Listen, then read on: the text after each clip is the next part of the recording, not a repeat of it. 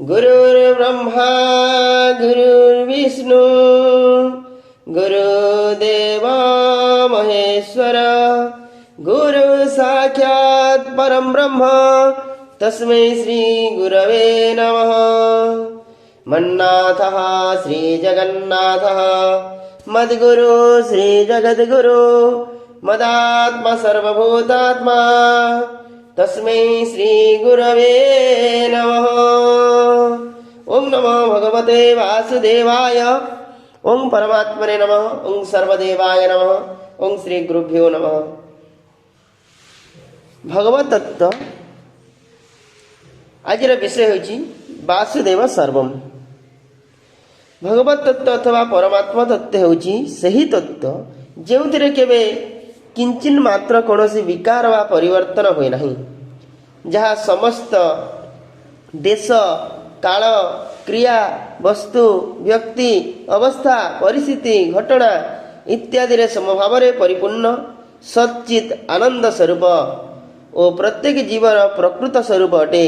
ताहा हेउची एकमात्र तत्व, जहाको निर्गुण निराकार होइथिबारु ब्रह्म सगुण निराकार होइथिबारु परमात्मा तथा सगुण साकार होइथिबारु भगवान नाम अभिहित करा जाए। कहा जाइछि सुंदर श्लोक रे वदन्ति तत्तद्विदिस्तत्त्वं जज्ञानमद्वयं ब्रह्मेति परमात्मेति भगवान मिते शब्दते। सही गोटे तत्व ही संसार रे अनेक रूप रे प्रतिभासित होउछि। सुनारे तैयारी गहना गुड़िकर नाम आकृति उपयोग ओजन और मूल्य अलग अलग हो जाए एवं उपरे मीना कर जाइथिबारु रंग मध्य भिन्न भिन्न देखा जाए। ए सब तत्व सही स्वर्ण तत्व रे कोनोसी भेद न थाए। सही परि जहा किछि आमे देखि पारू सुनि पारू बा जानि पारू से सबुर मूल रे एकमात्र परमात्मा तत्व ही विद्यमान। एही अनुभव को गीता रे वासुदेव सर्वम कहा जाइछि। एही तत्व को पाइया पई तीनोटी योग मार्ग मुख्य कर्म योग ज्ञान योग और भक्ति योग। कर्म योग रे साधक कर्म बंधन मुक्त होई भगवत तत्व को प्राप्त होई थाए। यज्ञाचारतर कर्म संग्रमं प्रविलीयते योग युक्तो मुनि ब्रह्म न चिरेराधिगच्छति। ज्ञान जगरे साधक परमात्मा को तत्तः जानी तांकठारे प्रविष्ट होई थाए। ततो माम तत्तो ज्ञात्वा विशते तदनंतरम। गीतार अष्टादश अध्याय 55 श्लोक रे कहले भक्ति जोगरे साधक अनन्य भक्ति द्वारा भगवान को तत्तः जानिबारे तांकर प्रत्यक्ष दर्शन लाभ कले एवं तांकठारे प्रविष्ट हो जाए। गीतारे भगवान कहिसंते भक्त्या तनन्याया शक्यहमेव विधोर्जुन ज्ञातुं द्रष्टुं च तत्तेन प्रवेष्टु च परन्तपः। साधकता रुचि विश्वास और योग्यता अनुसार योग मार्ग रे चली पारे बा ज्ञान मार्ग रे मार्गर साधक मानक अद्वितीय तत्व ही मिली थाए। सही तत्व को शास्त्र रे अनेक नाम रे वर्णना करा जायछि। सही तत्वर अनुभव होई जिबा परे पुणी किछि करिबा जानिबा पाइबा बाकी रहे नहीं। जदि साधक यह बुझी जाए तेबे उपयुक्त जे कोनसी मार्ग द्वारा ताको अति सहजरे भगवत तत्व प्राप्ति अथवा परमात्मा तत्व प्राप्ति होई पारे। यार कारण परमात्मा सबु देश काल वस्तु व्यक्ति इत्यादि रे समभाव रे विद्यमान। तेणु स्वतः सिद्ध तथा नित्य प्राप्त परमात्मा तत्व प्राप्त करिवारे कठिनतार प्रश्न नहीं। एथिरे कठिनता प्रतीत हेबार प्रधान कारण हेउछि सांसारिक सुखर इच्छा। एही सुखेच्छा पाई साधक संसार सहित संपर्क स्थापन करे एवं परमात्मा ठारे विमुख हो जाए। संसार सहित मानि नहीं संबंध कारण ही साधक नित्य प्राप्त परमात्मा को अप्राप्त भावी तांको पाइबा परिश्रम साध्य कठिन मन करे प्रकृत भगवत तत्व को प्राप्त करने कठिन नुहे बरम निरंतर आमठार दूरे जाउथिबा संसार को छाड़िबा कठिन। अतएव से ही भगवत तत्व को सहजर अनुभव करिया कहले संसार सह मानि नेइथिबा संजोगर विजोग अनुभव करने आवश्यक। यह सेतेबेले संभव हेबो जेतेबेले संजोगजन्य सुखर इच्छा को परित्याग करि दियाजिवो। तत्व दृष्टि एकमात्र परमात्मा तत्व बिना आउ किछि नाही बोली ज्ञान हेबा परे मनुष्य जन्म मरण चक्र रे पड़े नहीं। भगवान कहिसंते यद ज्ञात्वा न पुनर्मोहमेवं जास्यति पांडव। जहा जानिला परे पुणी तमे एपरि मोहग्रस्त हेब नाही। सही तत्व ही संसार रूपरे प्रतिभासित। से दिग को दृष्टि न जा पर्यंत तत्व देखा न जाए केवल संसार ही देखा जाए। जेपरिकी ए गंगा नदी बोली मनरे भावजात न होगा पर्यंत गंगा एक साधारण नदी बोली देखा जाउଥାଏ। अतएव परमात्मा तत्व दृष्टि द्वारा ही देखा जाई पारे। तीन प्रकार दृष्टि रही। मनुष्यर दृष्टि तीन प्रकार। इंद्रिय दृष्टि जोटा कि बहिष्करण, बुद्धि दृष्टि अंतकरण और तत्व दृष्टि स्वरूप।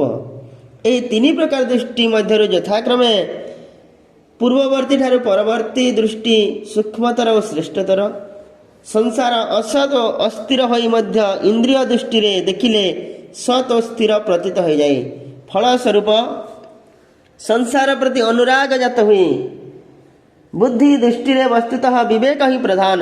जेतेबेले बुद्धि रे भोग इंद्रिय तथा ताहार विषय गुड़िकर प्रधान न थाई विवेकर प्रधान न थाई सेतेबेले बुद्धि दृष्टि रे संसार परिवर्तनशील तथा उत्पत्ति विनाशशील देखा जाए। जद्वारा संसार प्रति वैराग्य जात हुए। जड़ चेतन नित्य अनित्य सत असत प्रभृतिर प्रभेद दर्शाउथिबारु ज्ञान को विवेक कहा जाए। यही विवेक सबु प्राणी स्वाभाविक भाव में रही थाए। पशु पक्षी केवल शरीर निर्वाह योग्य विवेक रही थाए, किंतु मनुष्य ठारे यही विवेक विशेष भाव में जागृत थाए। विवेक अनादि अटे। भगवान कहिसंते प्रकृतिं पुरुषं चैव विन्ध्यनादि उभावपि। प्रकृति पुरुष दुहिं को तुम्हें अनादि बोली जान। उक्त श्लोकार्धरे उभय पदरु प्रमाणित होउछि जे प्रकृति और पुरुष जेपरि अनादि सेहीपरि ए दुहिंकर प्रभेद दर्शाउथिबा विवेक मध्य अनादि। उभयरपि दृष्टान्त स्तरंजोस्तत्वदर्शी भी। तत्वदर्शी महापुरुष माने उभय सत और असतर तत्व देखिछन्ति। ए श्लोक रे व्यवहृत उभय पदरु मध्य उपयुक्त कथाटी प्रमाणित हुए। जेपरि आलोक बिजुली बत्ती रे न थाए बरम ताहा बिजुली बत्ती माध्यम रे परिपुष्ट होई थाए। सेहीपरि अनादि सिद्ध विवेक मध्य बुद्धि रे जन्म नहीं न थाए बरम बुद्धि रे परिपुष्ट होई थाए।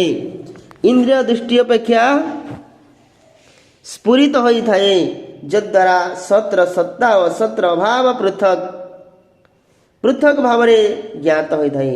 विवेक पूर्व असत को त्याग कले जहा अवशेष रही जाए ताहा ही असली तत्व। तत्व दृष्टि देखिले एकमात्र भगवत तत्व अथवा परमात्मा तत्व ही संसार शरीर अंतकरण बहिकरण इत्यादि कहार भी स्वतंत्र सत्ता दिशे नहीं। सेतले एकमात्र वासुदेव सर्वम अनुभव हो जाए। यही रूपे संसार को बहिष्करण इंद्रिय द्वारा देखिले नित्य सुख दिशे।